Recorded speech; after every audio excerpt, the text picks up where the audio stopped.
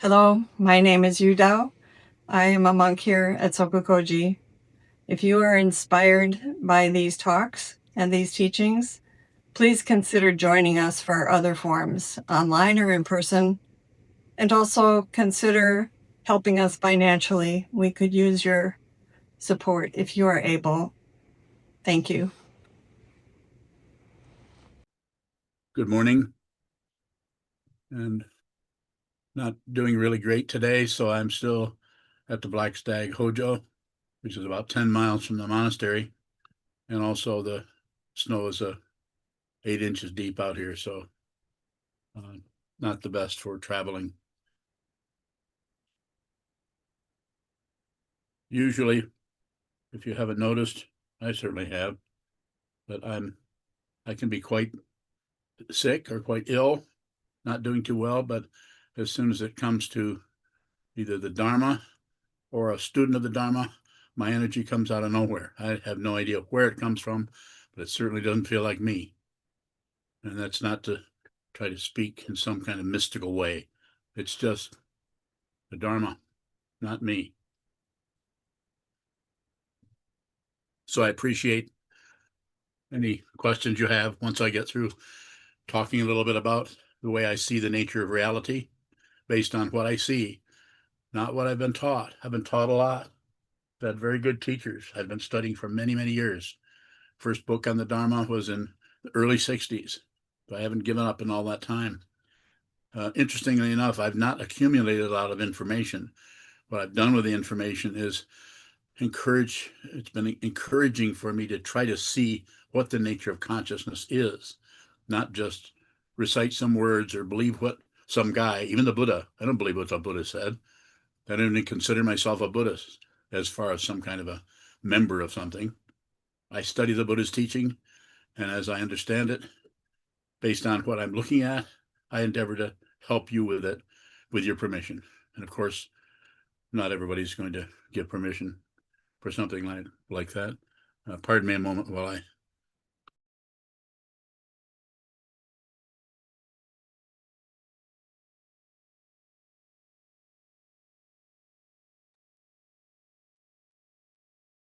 So I wanted to say a little bit about how we tend to uh, misunderstand what is arising in our mind stream, like negativity based on what someone said, negativity based on what happened in a particular situation in our household, in our society, in our spiritual community.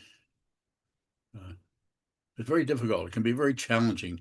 And the ego mind, that part of the consciousness wrapped up into a fist, probably somewhere, if it needs a location, somewhere in your heart, tight, protective, fearful. If it's protecting and fearful, you won't know it. You don't, because once that works relatively, you just don't really realize how defended you are.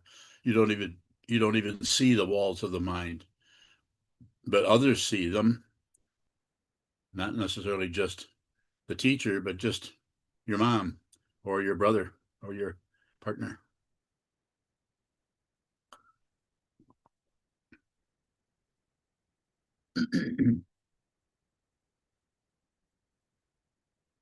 So when we have some difficulty, we want to fix it. That only makes sense. Something's broken. We want to fix it. Well, what is the misunderstanding there? That something's broken. Nothing's broken. That something is misunderstood. It's the primary misunderstanding to thinking there is a person who could be broken or wrong at all.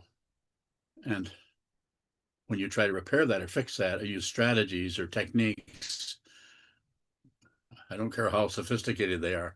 You could be practicing yoga, which I'm not against yoga. Practice yoga, practice Tai Chi, practice meditation, practice whatever you want to practice. But be very careful of the materialistic outlook on that, where you're going to do this so you get that. Because quite often that is just a cover up for the original issue, difficulty, obfuscation, or confusion, or self deception. We have to see this self deception, please. Look closely. And it's very difficult to look closely unless you make a really strong intention to see what this is. And this is why I recommend a formless meditation called shikantaza, which goes back centuries, which means just precisely this. In other words, whatever's in front of you, hold still and watch it continue to move. Whatever's in front of you or whatever's inside of you, just observe that. Do not fix it.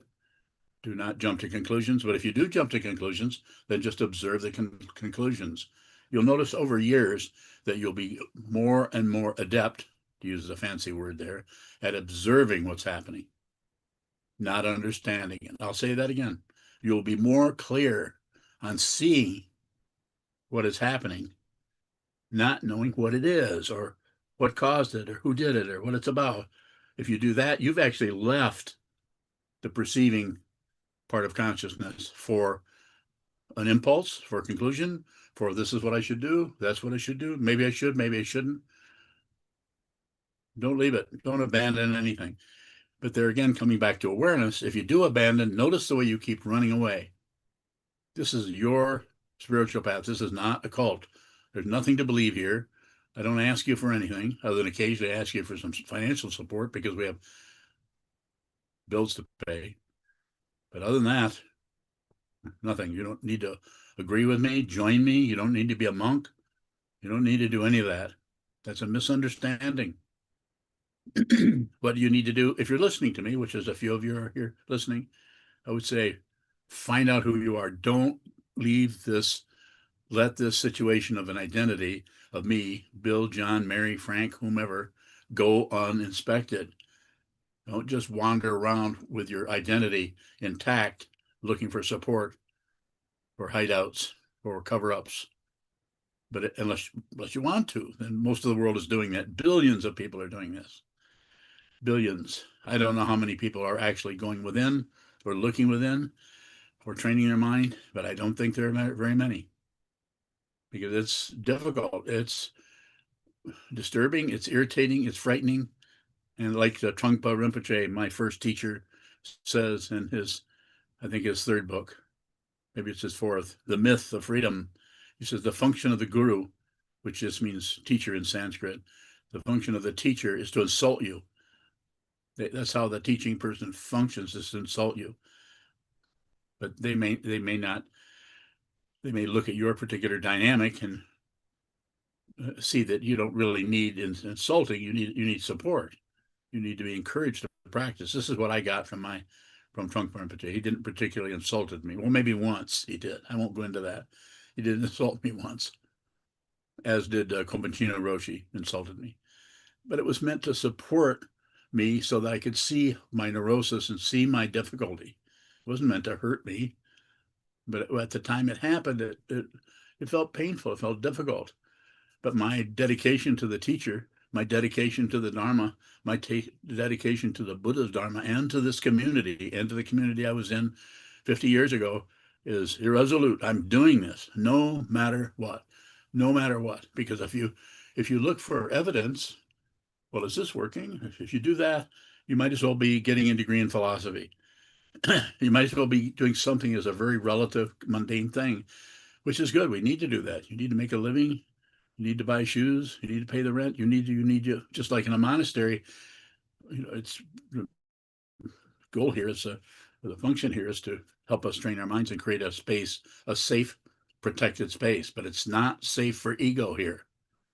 So if you feel like you can come in here to the monastery or to this teaching and learning situation and feel like it's going to feel real safe, then, well, I suppose you could do that, or we could talk about it. You could ask questions about it, but that's why you need the help of not only the teaching person, but of other people who are looking at the same thing, looking at their particular fear-based dynamic and getting some help from the Sangha, from the teacher, and from the sitting practice of meditation, shikantaza, and from all of the concepts we use to support the practice. So I don't know what the title for this talk would be, but basically I'm encouraging you to use your awareness, your consciousness to see what's happening rather than your thought process to figure it out, or calculate it, or find ways of feeling better. This is not about feeling better. You may feel better. It's possible if you sit down to do nothing for a few hours, you could very likely relax quite a bit. I've certainly spent quite a bit of time relaxing in the past. But also, once that passes, then we start to go and do the so-called heavy lifting. You actually have to look at the completely difficult knots in the mind stream that are clinging and hanging on. And it's about being aware of the clinging and hanging on, not about ripping it apart or using some kind of fancy technique to come unglued. No, you need to see it. And what you see, I could say it this way: you see that it's unreal. And if you see that it's unreal, the tightest, most difficult, painful knot just comes apart because it's made up of mist. It's like it's an illusion. It's not real. Without seeing that, you'll struggle. And if you do see that, you may continue to struggle, but that will be because of dependent origination, which maybe there's some struggling that needs to go on. But by then, you were not concerned about how you feel. You're not looking for validation. You're not looking for credit. You're not looking for evidence of anything, because you realize that all evidence is false. I'm not saying it's not relatively true. Fire is hot. Stick your hand in the fire, burns. That's why we're so convinced, because those simple relative things in the illusion work. We're convinced that, well, if that works, we should be able to just straighten ourselves up and not feel bad and fix ourselves. Big illusion, because your true nature is not just a pound of flesh. Your true nature is consciousness only, and it has no location in a person or in a room. It has no location in space or in time. And it is without reference points, and it's without description, and it is, to use the fancy wording here, it is ontologically without status. There's no thingness to it. It is not a thing. But things arise in it. And what are the things that arise in it? Unreal. I'll take questions now.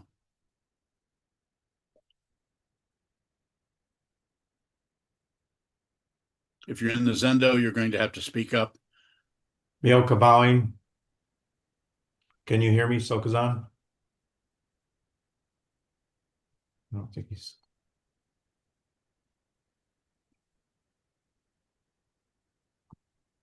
Was my mic turned on? I'm not getting any questions. Mioka bowing. Can you hear me now?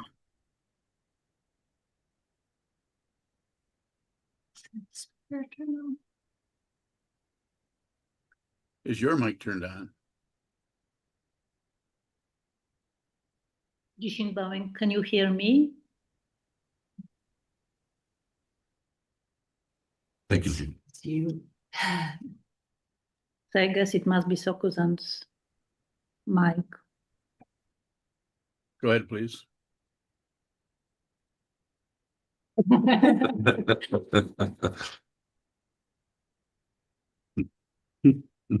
Are there humorous things happening that I'm not aware of? It's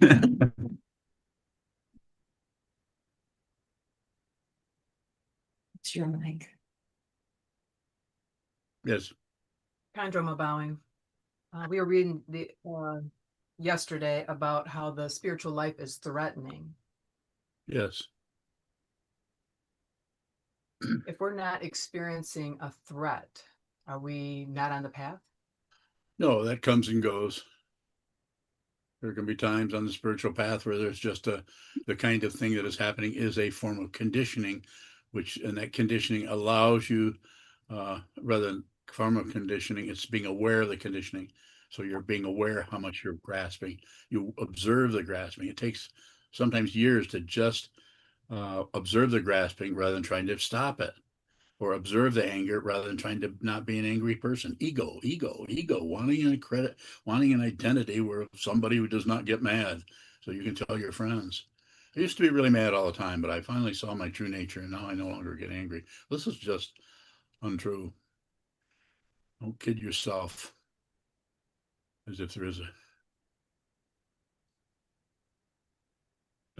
Navid says your speaker seems to be turned off.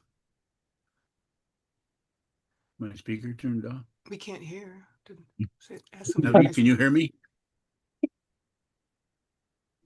He can. I can hear Sokuzan. Oh. Can you hear me? I can now, but I couldn't hear your text because those are not sounds. Yes, Miyoka was talking in the Zendo, I think. Bowing. Oh, so Milka's question. Milka, you have a question? Mioka bowing. The order of immediate light, first tenet, consciousness finds its own form. When we train or sit on the cushion and endeavor to look at that through awareness, what does consciousness finding its own form show up as? It's just consciousness is the primary situation. It's like the sky is primary. You don't have clouds without a sky. But once your identity is understood to be like the sky and not like a cloud, then you just watch things come and go. Consciousness always finding the light clouds, the dark clouds, the hail, the rain. You use the image of weather. It just finds them. It doesn't add on any. That shouldn't be happening. That's a bad cloud. Now we have stories around that as human beings that make it very difficult to see that anything that occurs to you is an illusion. It is unreal because there's a dense story about, well, what about when she said this? And what about when they did that? And isn't that person a bad person? Or all of the stories the warp and woof around the stories takes the cloud form and makes it into a solid, believable story about something. But you might as well be watching a movie or a stage play. It's not real. And so consciousness finding its own form, it just means you have consciousness, you have a living form, people have been born, and whatever shows up, that's it. So it's finding it in the sense that that's just a way of talking about it to help you see that whatever happens is appropriate. Mioka According bowing. to, go ahead, please. In the second tenet, it says consciousness is empty as it appears. What is that appearance, bowing?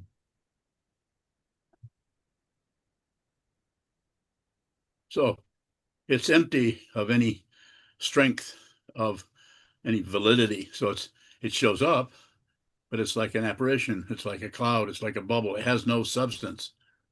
You know, if you go back to your 10th birthday, maybe you had a party, maybe you didn't, but it's there. It's in a memory, but it's unreal. It has nothing. There's nothing valid there. Not real. Empty. So it's empty as it appeared and full as it is the next part of that tenet that I wrote about 5-6 years ago. Full as it, and what is it full of? Consciousness. Your true nature is full of it. And if you see who you are, you're not separate from anybody. I don't care if their bodies are going this way and going that way or shaking their fist at you.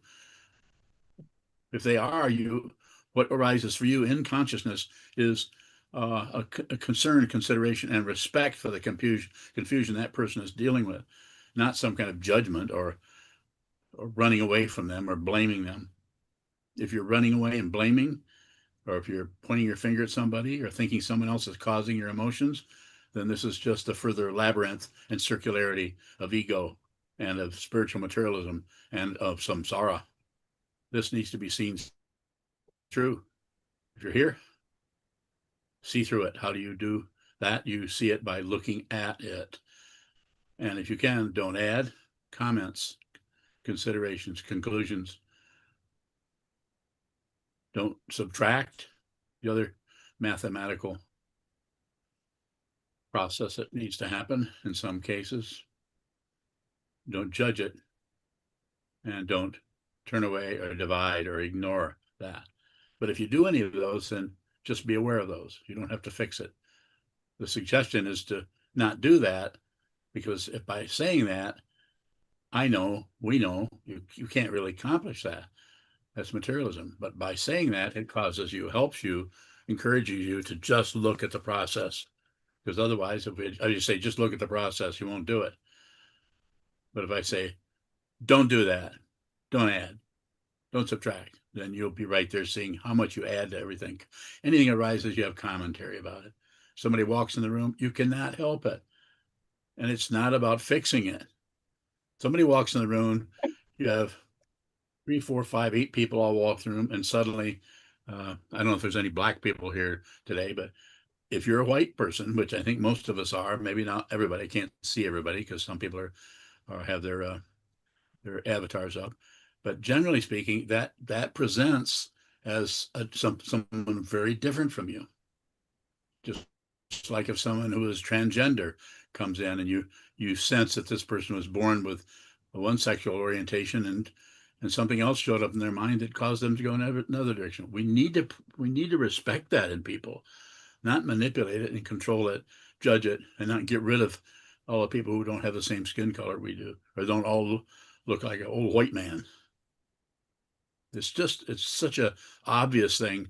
And yet, if there's no mind training, it just looks like the truth. White supremacy or whatever you want to call it.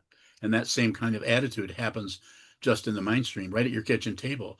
You might not be a fascist, but if you're operating with your family in that way, or with your Sangha, is if some people are right, some people are wrong, some people need to be scolded and punished, and other people need to be supported and held up as authorities. Not true. I can respond to further questions if you have them. Natsumi bowing. Natsumi. Earlier, I recall you were speaking of struggle that comes from believing in the illusion and struggle that comes from dependent origination. Is there a distinction there? And is that distinction, does that change how we work with that struggle? So those two designations, how do you understand each one of those? Let's find out where, when you use them, I can respond to them, but I would like to first understand what you think of the differences between the illusion and what you think the differences between that, or how you describe that as differentiating between that and dependent origination. I realize you're asking me that question, but in order for me to respond, I'd like to see what you're already doing with it. The first thing that comes up is that somehow the struggle that shows up within dependent origination is somehow more genuine, or it's just a judgment that comes up. But so that's, I guess I see that I have an instinctual judgment about one over the other. And so I wanted to ask the teacher what if there is one. So basically it's all illusion. Anything that shows up in the space of consciousness, in consciousness, is an illusion. And to take it even further than that, anything that shows up in consciousness is not only illusion, but it is consciousness. Consciousness finds its own form. It will fabricate anything. You need gophers, it'll come up with 1,000 of them. Follow me? I mean, it's a little silly, but I'm just saying whatever is appropriate starts to show up in consciousness because there's no separation there. It's of a piece. It's like the glomeruli in your kidneys all talk to each other. They know what to do to make this whole thing work. Who designed that? It's not about a who. It's about consciousness. So if we go back to your question as it seems to appear, the whole thing is an illusion, but the reason the differentiation is there so you can talk about part of the consciousness that shows up as dependent origination, or pratitya samutpada is the ancient Sanskrit word. It shows that this caused that, caused that, caused that, caused that, and this goes on as just a big echo chamber of this and that. You can't find the first cause for anything. So acknowledging the illusion is built of lots of pushing and pulling and shutting down, opening up, changing, going from light to dark and light to dark. It creates the illusion of a reality that we should go in and mix it up with it and try to stop some things and support other things. But the entire thing is unreal. So the primary understanding there is unreal. The explanation of how that unreality looks is dependently arisen. So that helps you approach it slowly through a kind of a conceptual lens, but eventually you have to just see that there isn't anything. There is no thing, and there is no one looking at that. There is no consciousness that is subjective, no consciousness that is objective. And if you go far enough, you'll see there isn't even any such thing as consciousness. Natsumi bowing. It feels like whatever my attention is on exists, and then whatever my attention isn't on doesn't really show up as strongly. Yeah. What is that? It's an illusion. And that's consciousness. You're actually seeing that, but when you go to what is that, I'm saying it's just there's no answer outside of that that is more profound and vast than the very statement you've made. When you say, what is that? I could say it. I could say you don't need to know that, or there's no way you can know that, because what that is beyond concept. It's beyond Q&A. Natsumi bowing. It seems kind of scary to think that whatever I'm attending to is there, and then whatever I'm not attending to is not there. Is that attachment bound? Not if you're just observing it. There and not there. Illusion. The thing appearing and thing disappearing it is an illusion. Nothing is happening at all. Nothing is appearing. Nothing is disappearing. The nature of consciousness does not appear, therefore it cannot disappear. It has to be seen. It has to be, it's not even experienced, because it's not exactly an experience, but it has to be received as a perception in consciousness, where you perceive. It's a direct perception of what this is, which is like seeing the perceiver at the same time you see what is perceived. Non-dual, or the Sanskrit is Advaita.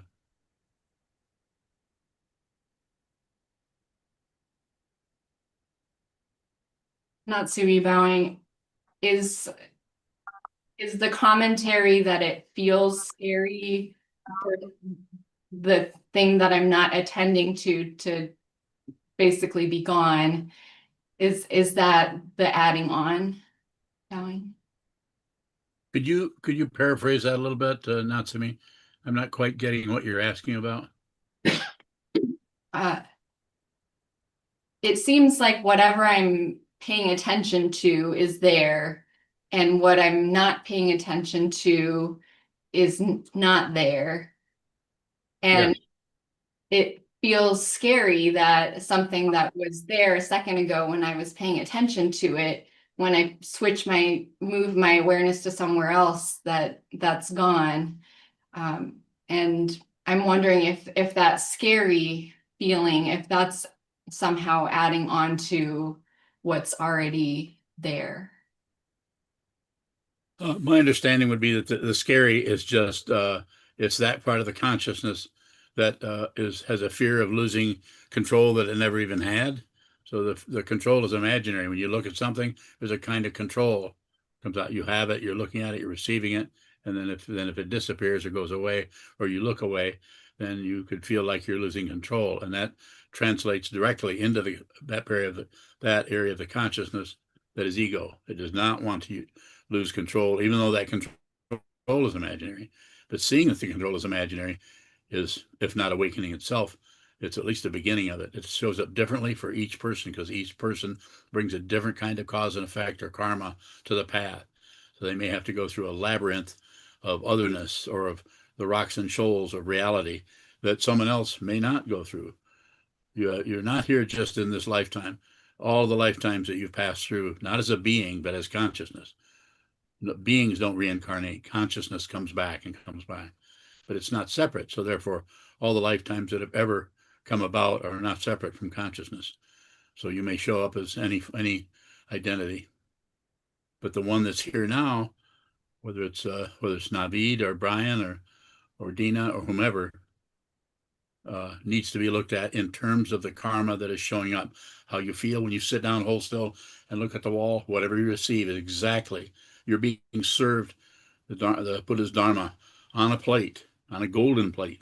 As soon as you sit down and say to yourself, in some way, I want to be with all things. I want to see the truth myself. It's not about believing in Buddhism. I don't believe in any of that stuff. You don't have to believe it. You don't have to ignore it either. But it's not about a belief. Belief is a cover up. I don't care what religion or what simple social situation it's in. That doesn't mean don't believe it. It just means receive. Whatever's showing up, receive it. So what is showing up in your situation would be something is not dependable. It was there 1 minute, now it's gone. So brings up some kind of fear or panic. Thank you. Just like when death starts to approach, we start to panic because what's that going to be like? What will we disappear? If you see who you are, you won't care what happens. I don't mean that like some kind of dismissiveness. I just mean that you see that you're not separate from anything. So when even though your eyes may close, nothing can vanish because it's not appeared fundamentally. So therefore, everything is available to you. Isn't that amazing? Reflect on it for a moment. Everything, every lifetime, every memory, everything. It's not magical thinking. It's just the truth. You can realize that by looking within. Do that yourself, please. Are there further questions?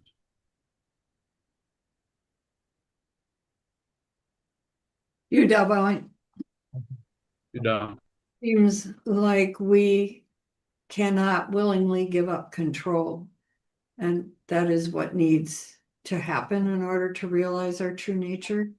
So does that just No. happen like an accident? No, you don't have to do that. You don't have to give up control. You're going to recognize this as soon as I say it. All you have to do is be aware of how much you're trying to control.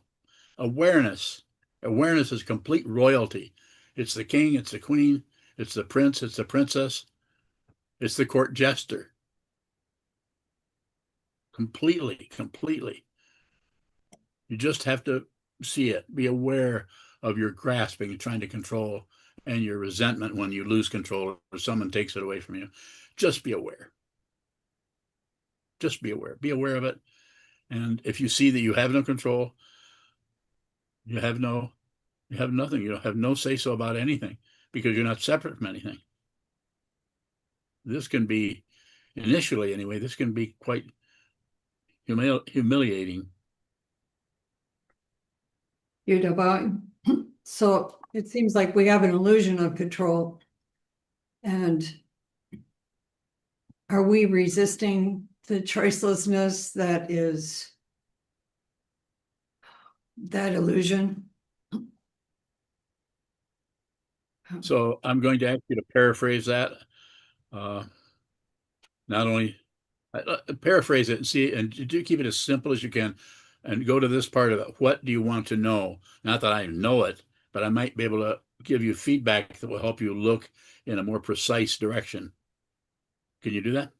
You Dalbowing, I guess it goes back to not having control and how we might cover up or do something to keep control. And you're saying we just need to be aware of that.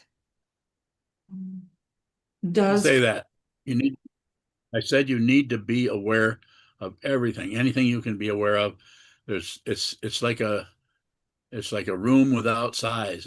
Any furniture you can bring in there that you can be aware of, include everything.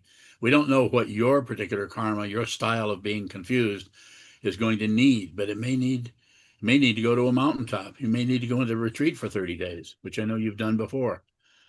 You may need to spend a lot of time completely alone watching the movement of the mind. I highly recommend that. If you want to, any of you here, if you want to do a solitary retreat, that's what this monastery is for you to come here and train your mind. It's very, very difficult to do that. Very difficult to do in your living room, your bedroom, or in your meditation room if you're living in a house with a family. But this place is set up so that the structure, the social structure, which is very small these days, but it's set up to support people training their minds. And so thank you for allowing me to digress. You're bowing. Thank you. Does the controller desire to control go of its own by looking at it? If you watch the control and you watch that you fail at stopping it, and you just watch that you want control, eventually it comes apart. If you do nothing with it, if the passion, aggression, ignorance are at a minimum, even non-existent, then it can't. Illusions are kept together by those energies in the illusion called pushing, pulling, and shutting down. And if you stop trying to get rid of those, which just means you agree with the illusion, you agree there's something wrong. And that's what illusion is about, thinking there's something wrong or thinking something is correct. Any of the relative truths. Just it's just like warp and woof, or it's just like knots or threads around the thing to keep it feeling real. Don't do anything with it. It will come apart. I can't guarantee it, but more than likely it will come apart because it's held together by belief in right, belief in wrong, belief in doing something right, having the right strategy, and on and on and on. So just watch yourself control, watch yourself be disappointed when you lose control, relatively. Thank you. One more. Does it feel scary when it starts to come apart? Bowing. It depends on the karma you bring to the path. Probably will, but it also can feel scary, and then we cover it up with anger. That's what I did when I had that difficulty with my Zen master Kobunchino Roshi, 35 years ago. When he was pointing out my self-centeredness and my self-deception in a very, very skillful way. I won't go into that here. Very skillful. I just got initially feared or afraid or disappointed or embarrassed about how I didn't know what was wrong, but somehow he was pointing at something that I couldn't see, but I was starting to see it with his help, and I wanted to cover it up. So I started to get mad, passion, aggression, ignorance. Started to get mad, started to blame him for how I was feeling. What a great teacher he was, still is. And of course, the function of the teacher is to insult you, and he did a good job of it. It was very insulting to be sitting in someone that's at the time was 2 years older than I was. Thank you. Thank you.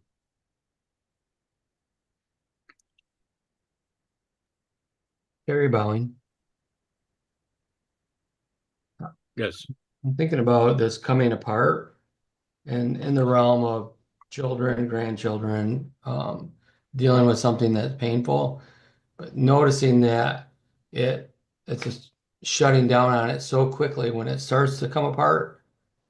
How do we work with that when it starts to come apart and we shut down on it? Yes. And we want to have more access.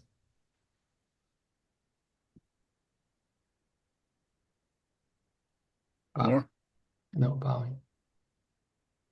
So I don't have like a blanket response, but known you for a long time, Terry, and I would say the very best thing that one can do, the way you're describing that, and this is I'd almost need to interact with you personally or with anyone personally around this, but it looks like it needs more sitting practice, because it's very easy if there's not a lot of practice where you're just doing nothing but receiving, then you really haven't reconditioned yourself to receive. You're still grasping, even albeit very subtle. You're pushing and pulling and concluding and judging and evaluating yourself or the other, and and when that starts to come apart, then the grasping and rejecting and pulling and shutting down gets stronger to try to protect what's coming apart.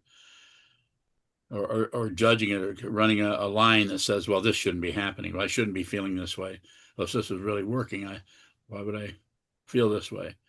Well, we have quite a bit of propaganda that comes out of the ego's mouth. which you might not be able to see the mouth, but you can certainly hear the propaganda. If there's mind training, if you have some time where you're training the mind to see what is there and training the mind to see not what you think is there, or what somebody else tells you is there, what society tells you, what culture tells you, what ethics tells you, what anything tells you in our culture. I don't care how wonderfully wise and sweetheart it is. It's still a form and it's still a structure about belief. And it's not about disbelief, not about belief, not about ignoring. It's about consciousness, awareness, awareness, awareness. So I would say the best way to do that is to spend more time on the cushion doing nothing but observing. Thank you. So I'm bowing. Welcome, sir. Kishin. Jishin bowing. What is the truth in unreality? Bowing. What is the truth in reality? Yes. Nothing is said. Using a relative, we have to use a voice, we use language. I can put it very simply. And I'm looking at it now. I'm not something I read somewhere, although this is written down everywhere, way before we all were even born. Nothing is separate.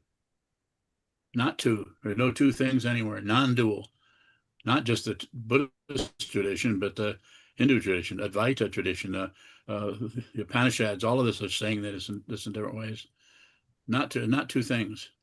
There's just consciousness. The indigenous people would say there's just a great spirit. This is a universal.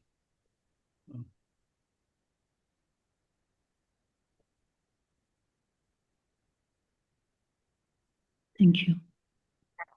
You're welcome. Any further questions? We've got a few minutes left. Very bowing. Yes. Can you say more about the coming apart in the story? Is that story create coming apart, or can you say more about that, please? Bowing. Well, if we practice and we begin to see we have a structure about an identity, about who we are, and words and comments and conclusions and opinions about who we are, or what the world is, or whatever anything else is, when we start to look closely, we see that that's not real. That is not authentic. That is all made up stuff, and it's reinforced by society.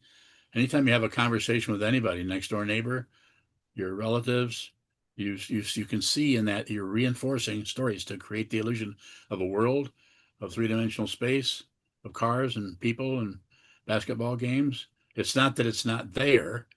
I'm not trying to deny that. I'm not trying to say we need to run away to a mountaintop, but it's just that it has no fundamental substance. And so, and when that starts to come apart, we want to hold it together. We want to cling to it or reinforce it or stop meditating or blame the teaching, blame the teacher, do anything but actually acknowledge what's in front of you, which is what? It's not separate. And also, in order to be able to see that, you're going to have to acknowledge that you're afraid or you're feeling challenged for someone. Very bowing. Thank you, Sokuzan. Thank you, Terry. Further question? Jishin bowing. Can seeing have a form of feeling or intuition? Bowing. All of those are included.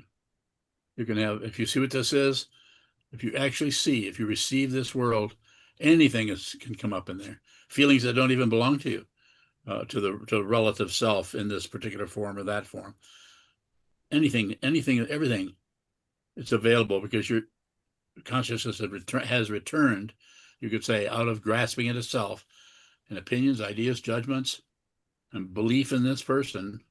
You see, there is no person. There's no subjectivity is gone. Objectivity is gone. There's just consciousness, and it shows up in the form of trees and mountains and rivers, human beings, cats and dogs, birds. And so the idea there is to just receive all of that. And it may show up as all kinds of emotions coming and going.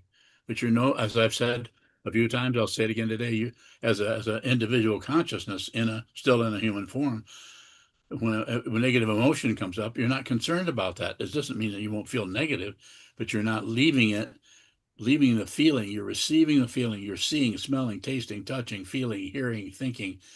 This way, you receive it. You give everything your attention. Profound generosity gives everything attention. Receive, receive.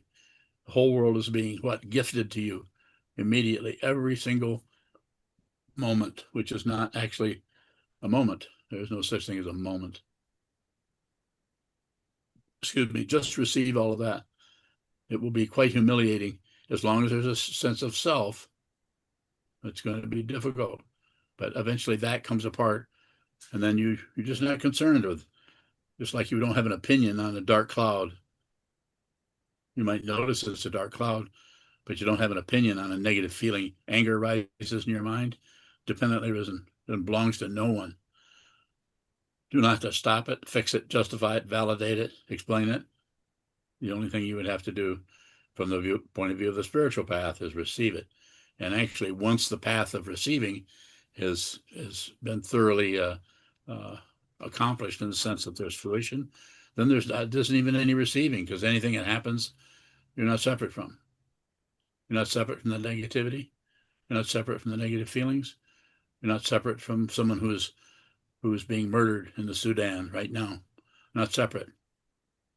You're not separate from all the chaos going on in our world. Thank you. Does just gratitude doesn't know for what it is grateful? Bowing. Yes, well said. And we can have a singularity happening, coming and going, being grateful for a person's help, gratitude. But fundamental gratitude is just gratitude. And what is it? We don't even know what that emotion is, if it even is an emotion. Thank you. Is there another question?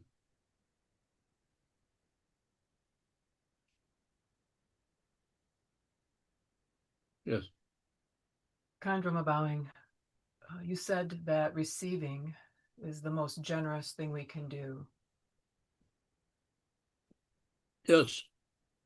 We have all these people, all the people on YouTube or Instagram that receive your teachings.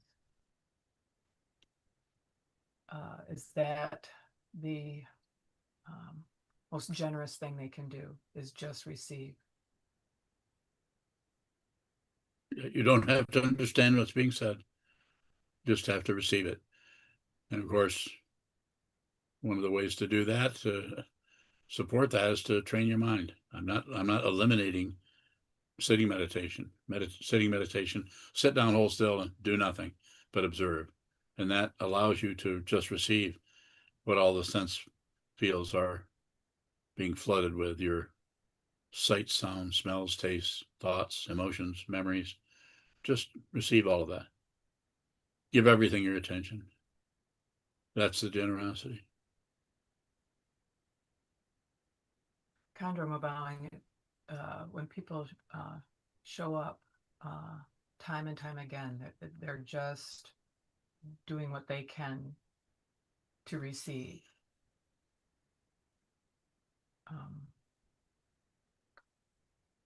Yes. Yes, that's enough. That's enough. Yes. There's no weighing like someone receives more than others. If you come and you come to this situation, you sit down and you listen, you participate by listening or by asking questions, or maybe you don't have any questions. Doesn't matter. The only thing that's being presented here or being promoted here is to train your mind. And you do that by observing it. And that observation gets quite radical, in the sense that you not only watch what the mind is receiving, you watch what the mind produces to try to cover up what's being received, or to be able to cover up what is being received as it's being produced. Very complicated area. for a while. And then it's just simple. Not separate. I think I'm going to retire now. So thank you so much for attending. Again, apologies for not being there. The snow plus my unsteadiness here is prevented me from coming into the monastery. But please have a pleasant remainder of your day, and I'll see you next time.